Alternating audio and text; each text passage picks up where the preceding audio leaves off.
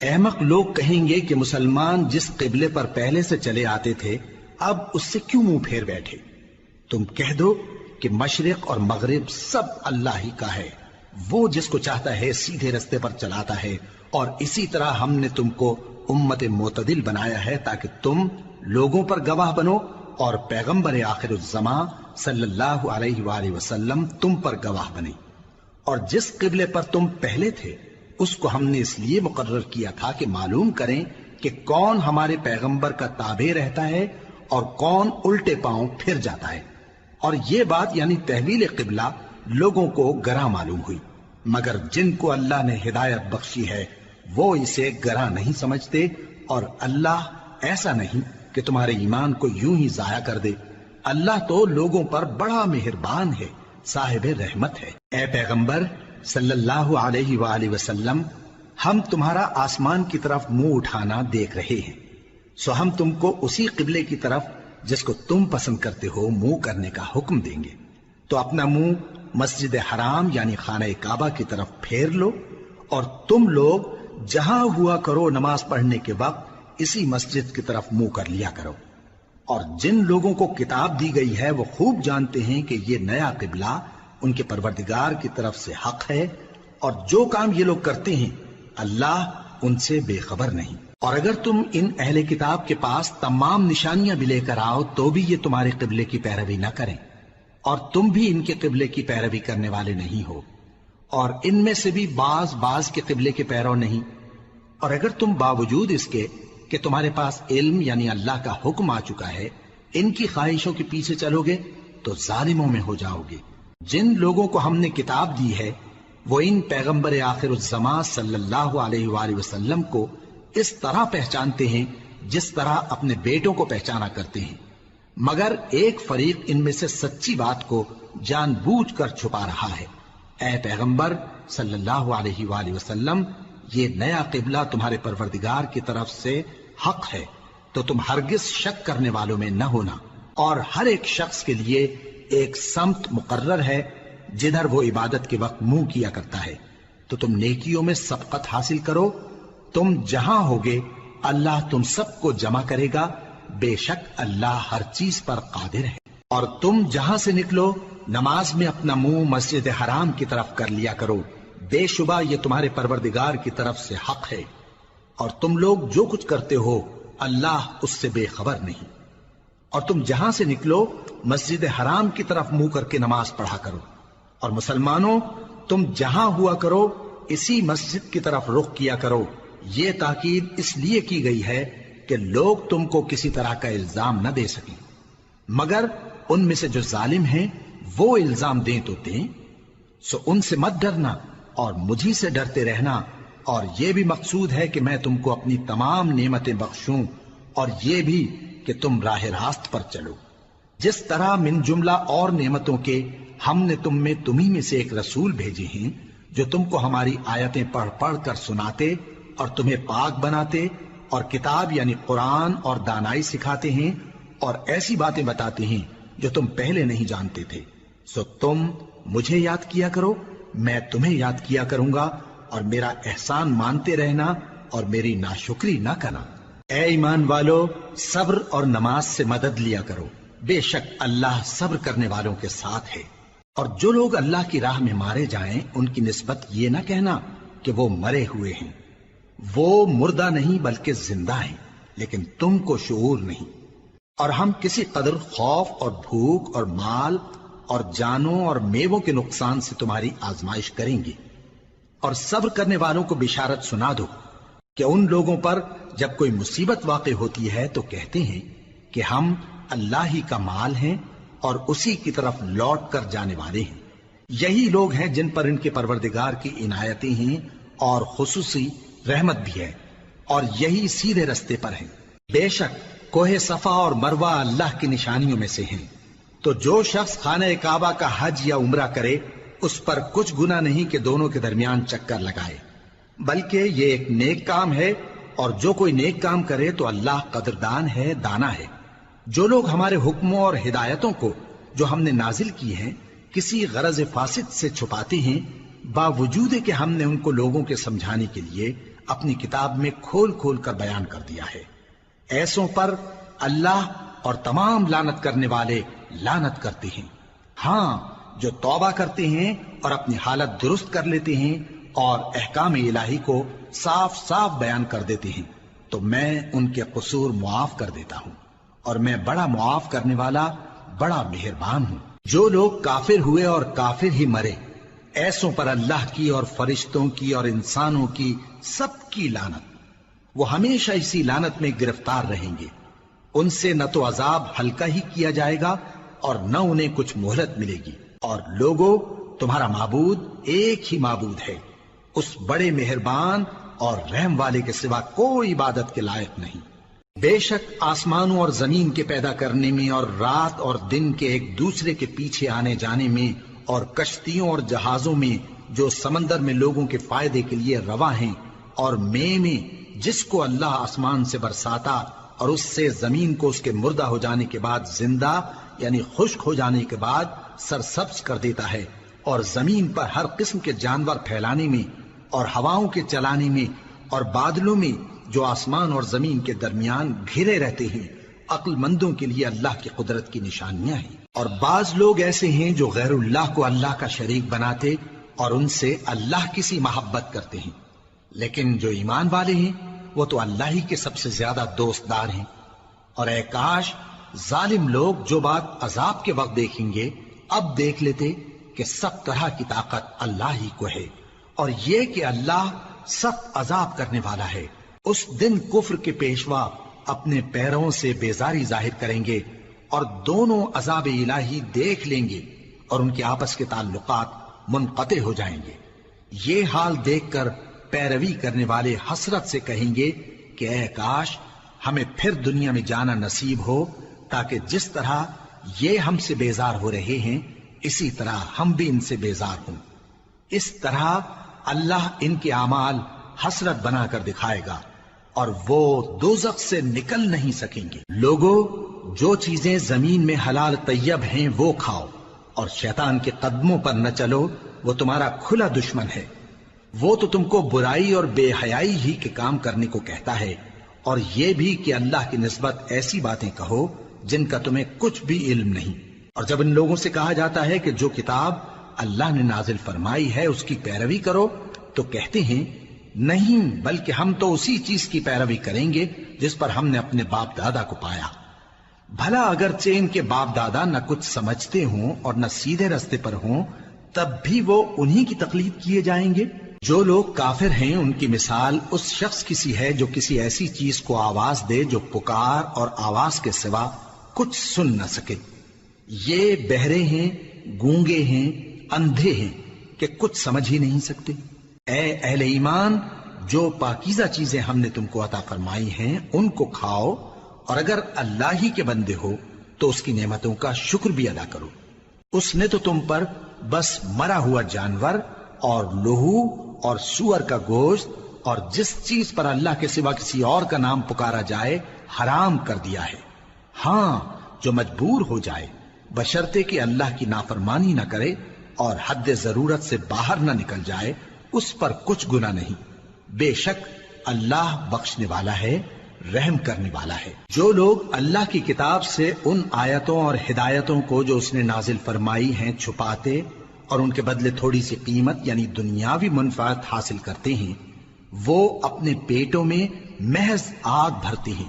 ایسے لوگوں سے اللہ قیامت کے دن نہ کلام کرے گا اور نہ ان کو گناہوں سے پاک کرے گا، اور ان کے لیے دکھ دینے والا عذاب ہے۔ یہ وہ لوگ ہیں جنہوں نے ہدایت چھوڑ کر گمراہی اور بخشش چھوڑ کر عذاب خرید لیا۔ یہ آتش جہنم کی کیسی برداشت کرنے والے ہیں۔ یہ اس لیے کہ اللہ نے کتاب سچائی کے ساتھ نازل فرمائی، اور جن لوگوں نے اس کتاب میں اختلاف کیا وہ ضد میں آ کر نیکی سے دور ہو گئے ہیں۔ نیکی یہی نہیں کہ تم مشرق و مغرب کو قبلہ سمجھ کر ان کی طرف منہ کر لو، بلکہ نیکی یہ ہے کہ لوگ اللہ پر اور روز آخر پر اور فرشتوں پر اور اللہ کی کتاب پر اور پیغمبروں پر ایمان لائیں، اور مال باوجود عزیز رکھنے کے رشتہ داروں اور یتیموں اور محتاجوں اور مسافروں اور مانگنے والوں کو دیں، اور گردنوں کے چھڑانے میں خرچ کریں، اور نماز پڑھیں اور زکات دیں، اور جب عہد کر لیں تو اس کو پورا کریں، اور سختی اور تکلیف میں اور جنگ کے وقت ثابت قدم رہیں۔ یہی لوگ ہیں جو ایمان میں سچے ہیں، اور یہی ہیں جو اللہ سے ڈرنے والے ہیں۔ مومنوں، تم کو مقتولوں کے بارے میں قصاص یعنی خون کے بدلے خون کا حکم دیا جاتا ہے، اس طرح پر کہ آزاد کے بدلے آزاد مارا جائے، اور غلام کے بدلے غلام، اور عورت کے بدلے عورت۔ اور اگر قاتل کو اس کے مقتول بھائی کے قصاص میں سے کچھ معاف کر دیا جائے تو وارث مقتول کو پسندیدہ طریق سے قرارداد کی پیروی یعنی مطالبہ خون بہا کرنا اور قاتل کو خوشخوئی کے ساتھ ادا کرنا چاہیے۔ یہ تمہارے پروردگار کی طرف سے تمہارے لیے آسانی اور مہربانی ہے۔ اب جو اس کے بعد زیادتی کرے اس کے لیے دکھ کا عذاب ہے۔ اور اے اہل عقل، حکم قصاص میں تمہاری زندگانی ہے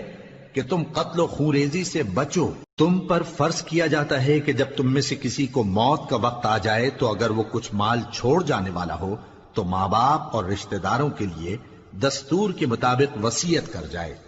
اللہ سے ڈرنے والوں پر یہ ایک حق ہے۔ پھر جو شخص وصیت کو سننے کے بعد اس کو بدل ڈالے تو اس کے بدلنے کا گناہ انہی لوگوں پر ہے جو اس کو بدلیں، اور بے شک اللہ سنتا جانتا ہے۔ اب اگر کسی کو وصیت کرنے والے کی طرف سے کسی وارث کی طرفداری یا حق تلفی کا اندیشہ ہو تو اگر وہ وصیت کو بدل کر وارثوں میں صلح کرا دے تو اس پر کچھ گناہ نہیں، بے شک اللہ بخشنے والا ہے، رحم والا ہے۔ مومنوں، تم پر روزے فرض کیے گئے ہیں جس طرح تم سے پہلے لوگوں پر فرض کیے گئے تھے تاکہ تم پرہیزگار بنو۔ روزوں کے دن گنتی کے چند روز ہیں، تو جو شخص تم میں سے بیمار ہو یا سفر میں ہو تو دوسرے دنوں میں روزوں کا شمار پورا کر لے۔ اور جو لوگ روزہ رکھنے کی طاقت رکھیں لیکن رکھیں نہیں، وہ روزے کے بدلے محتاج کو کھانا کھلا دیں۔ اور جو کوئی اپنی مرضی سے زیادہ نیکی کرے تو اس کے حق میں زیادہ اچھا ہے، اور اگر سمجھو تو روزہ رکھنا ہی تمہارے حق میں بہتر ہے۔ روزوں کا مہینہ رمضان کا مہینہ ہے جس میں قرآن اول نازل ہوا، جو لوگوں کا رہنما ہے اور جس میں ہدایت کی کھلی نشانیاں ہیں، اور جو حق و باطل کو الگ الگ کرنے والا ہے۔ تو جو کوئی تم میں سے اس مہینے میں موجود ہو چاہیے کہ پورے مہینے کے روزے رکھے، اور جو بیمار ہو یا سفر میں ہو تو دوسرے دنوں میں روزے رکھ کر ان کا شمار پورا کر لے۔ اللہ تمہارے حق میں آسانی چاہتا ہے اور سختی نہیں چاہتا، اور یہ آسانی کا حکم اس لیے دیا گیا ہے کہ تم روزوں کا شمار پورا کر لو، اور اس احسان کے بدلے کہ اللہ نے تم کو ہدایت بخشی ہے تم اس کو بزرگی سے یاد کرو اور اس کا شکر کرو۔ اور اے پیغمبر، جب تم سے میرے بندے میرے بارے میں دریافت کریں تو انہیں معلوم ہو کہ میں تو تمہارے پاس ہی ہوں۔ جب کوئی پکارنے والا مجھے پکارتا ہے تو میں اس کی دعا قبول کرتا ہوں۔ تو ان کو چاہیے کہ میرے حکموں کو مانیں اور مجھ پر ایمان رکھیں تاکہ نیک رستہ پائیں۔ روزوں کی راتوں میں تمہارے لیے اپنی عورتوں کے پاس جانا جائز کر دیا گیا ہے، وہ تمہاری پوشاک ہیں اور تم ان کی پوشاک ہو۔ اللہ کو معلوم ہے کہ تم ان کے پاس جانے سے اپنے حق میں خیانت کرتے تھے، سو اس نے تم پر مہربانی کی اور تمہاری حرکات سے درگزر فرمائی، تو اب تم کو اختیار ہے کہ ان سے مباشرت کرو۔ اور اللہ نے جو چیز تمہارے لیے لکھ رکھی ہے یعنی اولاد، اس کو اللہ سے طلب کرو اور کھاؤ اور پیو، یہاں تک کہ صبح کی سفید دھاری رات کی سیاہ دھاری سے الگ نظر آنے لگے، پھر روزہ رکھ کر رات تک پورا کرو۔ اور جب تم مسجدوں میں اعتکاف بیٹھتے ہو تو ان سے مباشرت نہ کرو، یہ اللہ کی حدیں ہیں، ان کے پاس نہ جانا۔ اسی طرح اللہ اپنی آیتیں لوگوں کے سمجھانے کے لیے کھول کھول کر بیان فرماتا ہے تاکہ وہ پرہیزگار بنے۔ اور آپس میں ایک دوسرے کا مال ناحق نہ کھاؤ اور نہ اس کو رشوتاً حاکموں کے پاس پہنچاؤ تاکہ لوگوں کے مال کا کچھ حصہ ناجائز طور پر کھا جاؤ، اور اسے تم جانتے بھی ہو۔ اے پیغمبر، لوگ تم سے نئے چاند کے بارے میں دریافت کرتے ہیں کہ گھٹتا بڑھتا کیوں ہے۔ کہہ دو کہ وہ لوگوں کے کاموں کی میعادیں اور حج کے وقت معلوم ہونے کا ذریعہ ہے، اور نیکی اس بات میں نہیں کہ احرام کی حالت میں گھروں میں ان کے پچھواڑے کی طرف سے آؤ، بلکہ نیکوکار وہ ہے جو پرہیزگار ہو، اور گھروں میں ان کے دروازوں سے آیا کرو اور اللہ سے ڈرتے رہو تاکہ کامیاب ہو جاؤ۔ اور جو لوگ تم سے لڑتے ہیں تم بھی اللہ کی راہ میں ان سے لڑو، مگر زیادتی نہ کرنا کہ اللہ زیادتی کرنے والوں کو دوست نہیں رکھتا، اور ان کو جہاں پاؤ قتل کر دو، اور جہاں سے انہوں نے تم کو نکالا ہے یعنی مکے سے، وہاں سے تم بھی ان کو نکال دو۔ اور دین سے گمراہ کرنے کا فساد قتل و خونریزی سے کہیں بڑھ کر ہے، اور جب تک وہ تم سے مسجد حرام یعنی خانہ کعبہ کے پاس نہ لڑیں، تم بھی وہاں ان سے نہ لڑنا۔ ہاں اگر وہ تم سے لڑیں تو تم ان کو قتل کر ڈالو، کافروں کی یہی سزا ہے۔ پھر اگر وہ باز آ جائیں تو اللہ بخشنے والا ہے، رحم کرنے والا ہے۔ اور ان سے اس وقت تک لڑتے رہنا کہ فساد نابود ہو جائے اور ملک میں اللہ ہی کا دین غالب ہو جائے۔ پھر اگر وہ فساد سے باز آ جائیں تو ظالموں کے سوا کسی پر زیادتی نہیں کرنی چاہیے۔ ادب کا مہینہ ادب کے مہینے کے مقابل ہے، اور ادب کی چیزیں ایک دوسرے کا بدلہ ہیں۔ پس اگر کوئی تم پر زیادتی کرے تو جیسی زیادتی وہ تم پر کرے ویسی ہی تم اس پر کرو، اور اللہ سے ڈرتے رہو اور جان رکھو کہ اللہ ڈرنے والوں کے ساتھ ہے۔ اور اللہ کی راہ میں مال خرچ کرو اور اپنے آپ کو ہلاکت میں نہ ڈالو، اور نیکی کرو، بے شک اللہ نیکی کرنے والوں کو دوست رکھتا ہے۔ اور اللہ کی خوشنودی کے لیے حج اور عمرے کو پورا کرو، اور اگر راستے میں روک لیے جاؤ تو جیسی قربانی میسر ہو کر دو، اور جب تک قربانی اپنے مقام پر نہ پہنچ جائے سر نہ منڈاؤ۔ اور اگر کوئی تم میں بیمار ہو یا اس کے سر میں کسی طرح کی تکلیف ہو تو اگر وہ سر منڈا لے تو اس کے بدلے روزے رکھے یا صدقہ دے یا قربانی کرے۔ پھر جب تکلیف دور ہو کر تم مطمئن ہو جاؤ تو جو تم میں حج کے وقت تک عمرے سے فائدہ اٹھانا چاہے وہ جیسی قربانی میسر ہو کرے، اور جس کو قربانی نہ ملے وہ 3 روزے ایام حج میں رکھے اور 7 جب واپس ہو، یہ پورے 10 ہوئے۔ یہ حکم اس شخص کے لیے ہے جس کے اہل و عیال مکے میں نہ رہتے ہوں۔ اور اللہ سے ڈرتے رہو اور جان رکھو کہ اللہ سخت عذاب دینے والا ہے۔ حج کے مہینے معین ہیں جو معلوم ہیں،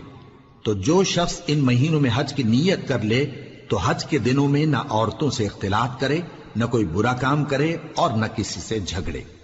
اور جو نیک کام تم کرو گے وہ اللہ کو معلوم ہو جائے گا۔ اور زاد راہ یعنی رستے کا خرچ ساتھ لے جاؤ، کیونکہ بہترین زاد راہ پرہیزگاری ہے۔ اور اے اہل عقل، مجھی سے ڈرتے رہو، اس کا تمہیں کچھ گناہ نہیں کہ حج کے دنوں میں بذریعہ تجارت اپنے پروردگار سے روزی طلب کرو۔ اور جب عرفات سے واپس ہونے لگو تو مشعر حرام یعنی مزدلفہ میں اللہ کا ذکر کرو، اور اس طرح ذکر کرو جس طرح اس نے تم کو سکھایا، اور اس سے پیشتر تم لوگ ان طریقوں سے محض ناواقف تھے۔ پھر جہاں سے اور لوگ واپس ہوں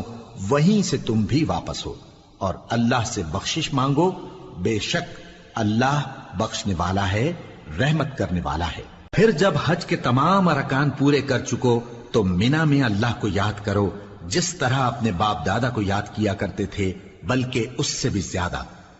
اور بعض لوگ ایسے ہیں جو اللہ سے التجا کرتے ہیں کہ اے پروردگار ہم کو جو دینا ہے دنیا ہی میں دے دے، اور ایسے لوگوں کا آخرت میں کچھ حصہ نہیں۔ اور بعض ایسے ہیں کہ دعا کرتے ہیں کہ پروردگار ہم کو دنیا میں بھی نعمت عطا فرما اور آخرت میں بھی نعمت بخشیو اور دوزخ کے عذاب سے محفوظ رکھیو۔ یہی لوگ ہیں جن کے لیے ان کے کاموں کا حصہ یعنی اجر نیک تیار ہے، اور اللہ جلد حساب لینے والا ہے۔ اور قیام منا کے دنوں میں جو گنتی کے دن ہیں اللہ کو یاد کرو۔ اگر کوئی جلدی کرے اور 2 ہی دن میں چل دے تو اس پر بھی کچھ گناہ نہیں، اور جو بات تک ٹھہرا رہے اس پر بھی کچھ گناہ نہیں۔ یہ باتیں اس شخص کے لیے ہیں جو اللہ سے ڈرے، اور تم لوگ اللہ سے ڈرتے رہو اور جان رکھو کہ تم سب اس کے پاس جمع کیے جاؤ گے۔ اور کوئی شخص تو ایسا ہے جس کی گفتگو دنیا کی زندگی میں تم کو دلکش معلوم ہوتی ہے، اور وہ اپنے معافی ضمیر پر یعنی اس بات پر جو اس کے دل میں ہے اللہ کو گواہ بناتا ہے، حالانکہ وہ سخت جھگڑالو ہے۔ اور جب پیٹ پھیر کر چلا جاتا ہے تو زمین میں دوڑتا پھرتا ہے تاکہ اس میں فتنہ انگیزی کرے اور کھیتی کو برباد اور انسانوں اور حیوانوں کی نسل کو نابود کر دے،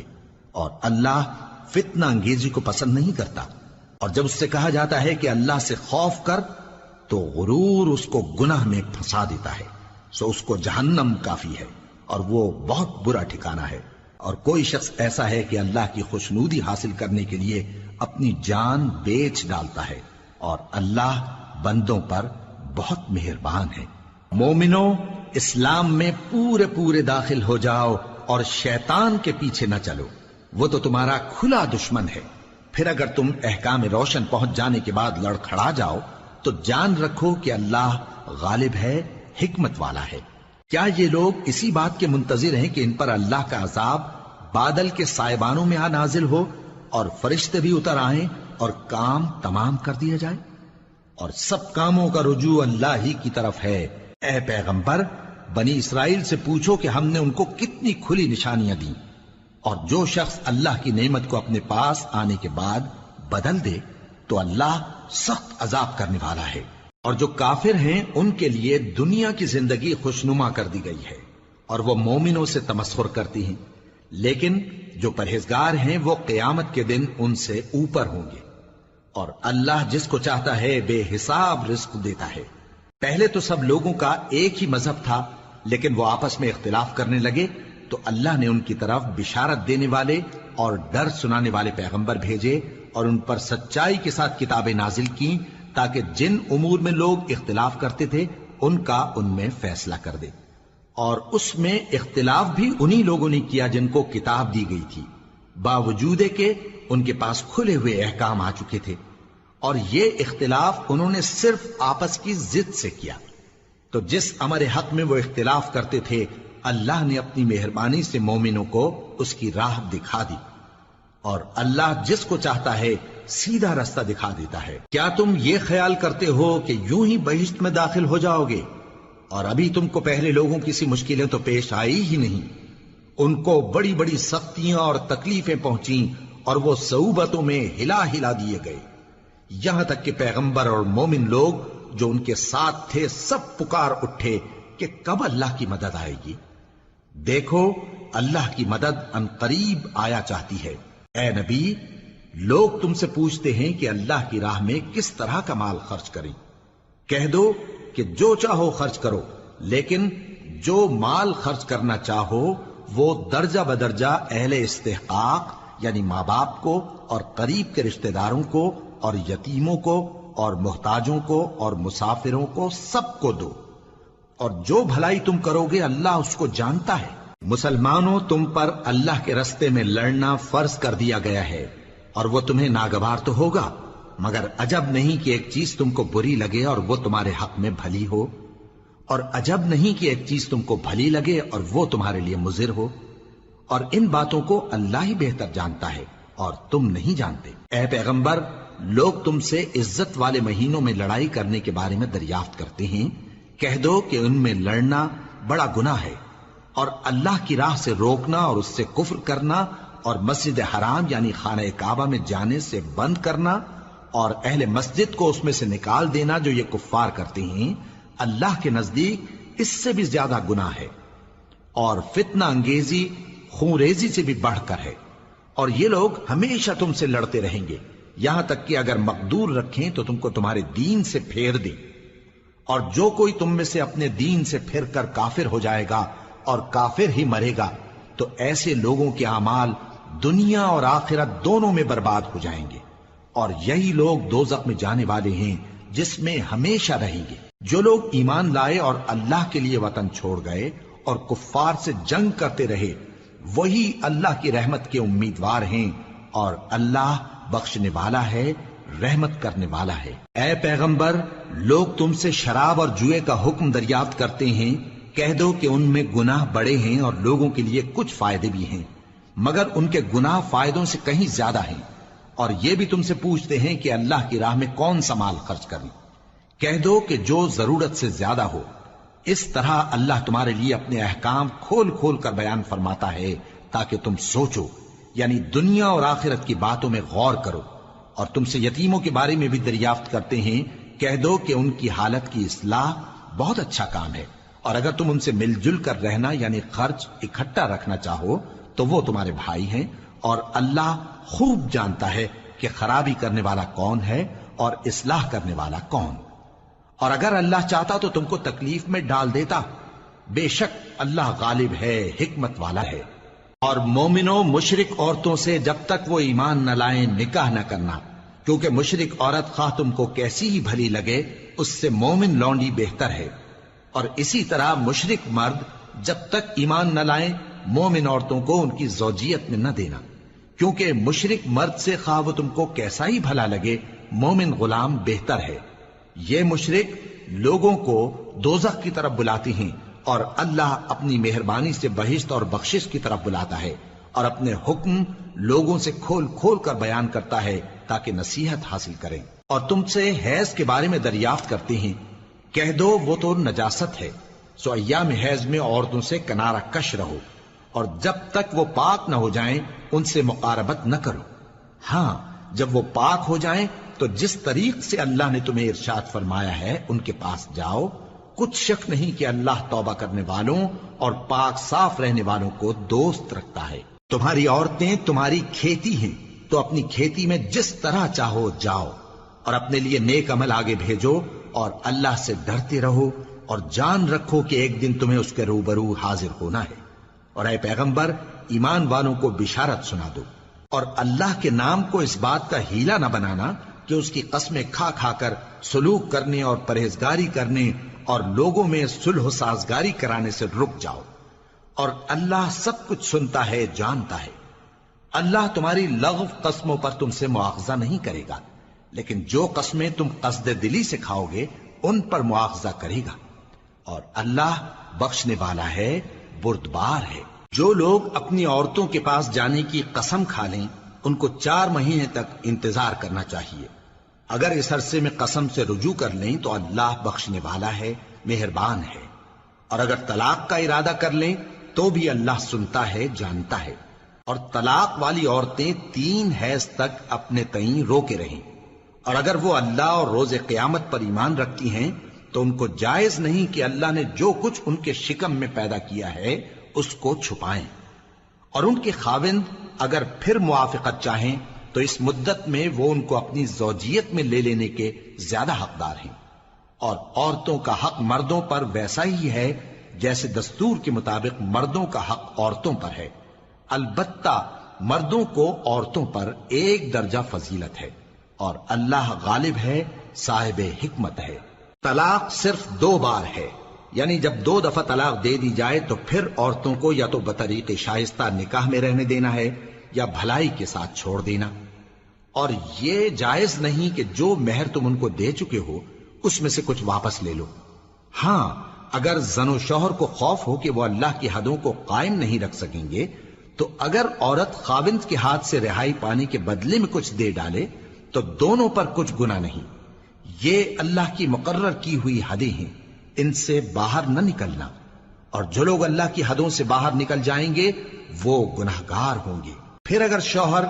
2 طلاقوں کے بعد تیسری طلاق عورت کو دے دے تو اس کے بعد جب تک عورت کسی دوسرے شخص سے نکاح نہ کر لے اس پہلے شوہر پر حلال نہ ہوگی۔ ہاں اگر دوسرا خاوند بھی طلاق دے دے اور عورت اور پہلا خاوند پھر ایک دوسرے کی طرف رجوع کر لیں تو ان پر کچھ گناہ نہیں، بشرطے کہ دونوں یقین کریں کہ اللہ کی حدوں کو قائم رکھ سکیں گے، اور یہ اللہ کی حدیں ہیں، ان کو وہ ان لوگوں کے لیے بیان فرماتا ہے جو علم رکھتے ہیں۔ اور جب تم عورتوں کو 2 دفعہ طلاق دے چکو اور ان کی عدت پوری ہو جائے تو انہیں یا تو حسن سلوک سے نکاح میں رہنے دو یا بطریق شائستہ رخصت کر دو، اور اس نیت سے ان کو نکاح میں نہ رہنے دینا چاہیے کہ انہیں تکلیف دو اور ان پر زیادتی کرو، اور جو ایسا کرے گا وہ اپنا ہی نقصان کرے گا۔ اور اللہ کے احکام کو ہنسی اور کھیل نہ بناؤ، اور اللہ نے تم کو جو نعمتیں بخشی ہیں اور تم پر جو کتاب اور دانائی کی باتیں نازل کی ہیں جن سے وہ تمہیں نصیحت فرماتا ہے ان کو یاد کرو، اور اللہ سے ڈرتے رہو، اور جان رکھو کہ اللہ ہر چیز سے واقف ہے۔ اور جب تم عورتوں کو طلاق دے چکو اور ان کی عدت پوری ہو جائے تو ان کو اپنے شوہروں کے ساتھ جب وہ آپس میں جائز طور پر راضی ہو جائیں نکاح کرنے سے مت روکو۔ اس حکم سے اس شخص کو نصیحت کی جاتی ہے جو تم میں اللہ اور روز آخر پر یقین رکھتا ہے، یہ تمہارے لیے نہایت خوب اور بہت پاکیزگی کی بات ہے، اور اللہ جانتا ہے اور تم نہیں جانتے۔ اور مائیں اپنے بچوں کو پورے 2 سال دودھ پلائیں یہ حکم اس شخص کے لیے ہے جو پوری مدت تک دودھ پلوانا چاہے، اور دودھ پلانے والی ماؤں کا کھانا اور کپڑا دستور کے مطابق باپ کے ذمے ہوگا۔ کسی شخص کو اس کی طاقت سے زیادہ تکلیف نہیں دی جاتی، تو یاد رکھو کہ نہ تو ماں کو اس کے بچے کے سبب نقصان پہنچایا جائے اور نہ باپ کو اس کی اولاد کی وجہ سے نقصان پہنچایا جائے، اور اسی طرح نان و نفقہ بچے کے وارث کے ذمے ہے۔ اور اگر دونوں یعنی ماں باپ آپس کی رضامندی اور صلاح سے بچے کا دودھ چھڑانا چاہیں تو ان پر کچھ گناہ نہیں، اور اگر تم اپنی اولاد کو دودھ پلوانا چاہو تو تم پر کچھ گناہ نہیں، بشرطے کہ تم دودھ پلانے والیوں کو دستور کے مطابق ان کا حق جو تم نے دینا کیا تھا دے دو، اور اللہ سے ڈرتے رہو اور جان رکھو کہ جو کچھ تم کرتے ہو اللہ اس کو دیکھ رہا ہے۔ اور جو لوگ تم میں سے مر جائیں اور عورتیں چھوڑ جائیں تو وہ عورتیں 4 مہینے اور 10 دن اپنے آپ کو روکے رہیں، اور جب یہ عدت پوری کر چکیں اور اپنے حق میں پسندیدہ کام یعنی نکاح کر لیں تو تم پر کچھ گناہ نہیں، اور اللہ تمہارے سب کاموں سے واقف ہے۔ اگر تم اشارے کنائے میں عورتوں کو نکاح کا پیغام بھیجو یا نکاح کی خواہش کو اپنے دلوں میں مخفی رکھو تو تم پر کچھ گناہ نہیں۔ اللہ کو معلوم ہے کہ تم ان سے نکاح کا ذکر کرو گے، مگر ایام عدت میں اس کے سوا کے دستور کے مطابق کوئی بات کہہ دو، پوشیدہ طور پر ان سے قول و قرار نہ کرنا، اور جب تک عدت پوری نہ ہو لے نکاح کا پختہ ارادہ نہ کرنا، اور جان رکھو کہ جو کچھ تمہارے دلوں میں ہے اللہ کو سب معلوم ہے، تو اس سے ڈرتے رہو اور جان رکھو کہ اللہ بخشنے والا ہے، حلم والا ہے۔ اور اگر تم عورتوں کو ان کے پاس جانے یا ان کا مہر مقرر کرنے سے پہلے طلاق دے دو تو تم پر کچھ گناہ نہیں، ہاں ان کو دستور کے مطابق کچھ خرچ ضرور دو، یعنی مقدور والا اپنے مقدور کے مطابق دے اور تنگ دست اپنی حیثیت کے مطابق۔ نیک لوگوں پر یہ ایک طرح کا حق ہے۔ اور اگر تم عورتوں کو ان کے پاس جانے سے پہلے طلاق دے دو لیکن مہر مقرر کر چکے ہو تو آدھا مہر دینا ہوگا۔ ہاں اگر عورتیں مہر بخش دیں یا مرد جن کے ہاتھ میں عقد نکاح ہے اپنا حق چھوڑ دیں اور پورا مہر دے دیں تو ان کو اختیار ہے۔ اور اگر تم مرد لوگ ہی اپنا حق چھوڑ دو تو یہ پرہیزگاری کی بات ہے، اور آپس میں بھلائی کرنے کو فراموش نہ کرنا۔ کچھ شک نہیں کہ اللہ تمہارے سب کاموں کو دیکھ رہا ہے۔ مسلمانوں، سب نمازیں خصوصاً بیچ کی نماز یعنی نماز عصر پورے اہتمام کے ساتھ ادا کرتے رہو اور اللہ کے آگے ادب سے کھڑے رہا کرو۔ پھر اگر تم خوف کی حالت میں ہو تو پیادے یا سوار جس حال میں ہو نماز پڑھ لو۔ پھر جب امن و اطمینان ہو جائے تو جس طریق سے اللہ نے تم کو سکھایا ہے جو تم پہلے نہیں جانتے تھے اللہ کو یاد کرو۔ اور جو لوگ تم میں سے مر جائیں اور عورتیں چھوڑ جائیں وہ اپنی عورتوں کے حق میں وصیت کر جائیں کہ ان کو 1 سال تک خرچ دیا جائے اور گھر سے نہ نکالی جائیں۔ ہاں اگر وہ خود گھر سے چلی جائیں اور اپنے حق میں پسندیدہ کام یعنی نکاح کر لیں تو تم پر کچھ گناہ نہیں، اور اللہ زبردست ہے، حکمت والا ہے۔ اور مطلقہ عورتوں کو بھی دستور کے مطابق نان و نفقہ دینا چاہیے، پرہیزگاروں پر یہ بھی حق ہے۔ اسی طرح اللہ اپنے احکام تمہارے لیے بیان فرماتا ہے تاکہ تم سمجھو۔ بھلا تم نے ان لوگوں کو نہیں دیکھا جو شمار میں ہزاروں ہی تھے اور موت کے ڈر سے اپنے گھروں سے نکل بھاگے تھے؟ تو اللہ نے ان کو حکم دیا کہ مر جاؤ، پھر ان کو زندہ بھی کر دیا۔ کچھ شک نہیں کہ اللہ لوگوں پر مہربانی رکھتا ہے،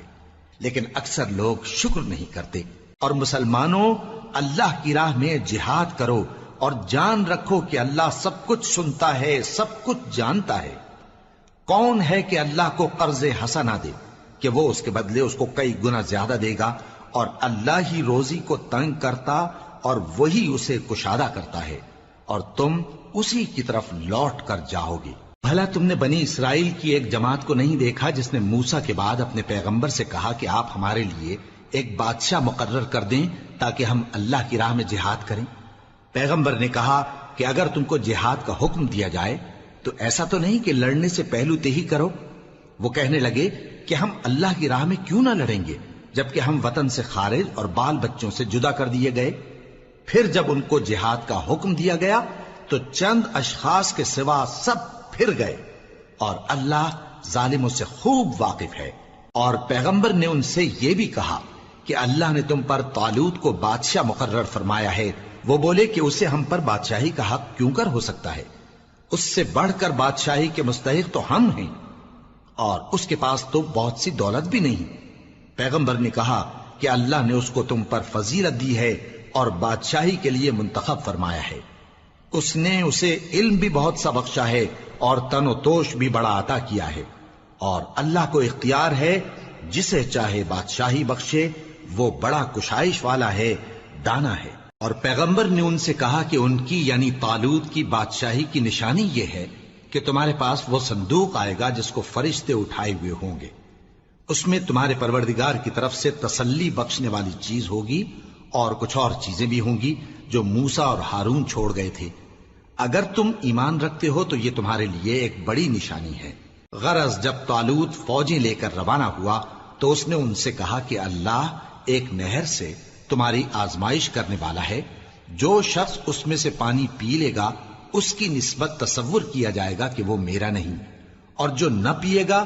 وہ سمجھا جائے گا کہ میرا ہے۔ ہاں اگر کوئی ہاتھ سے چلو بھر پانی لے لے تو خیر۔ جب وہ لوگ نہر پر پہنچے تو چند آدمیوں کے سوا سب نے پانی پی لیا۔ پھر جب طالوت اور مومن لوگ جو اس کے ساتھ تھے نہر کے پار ہو گئے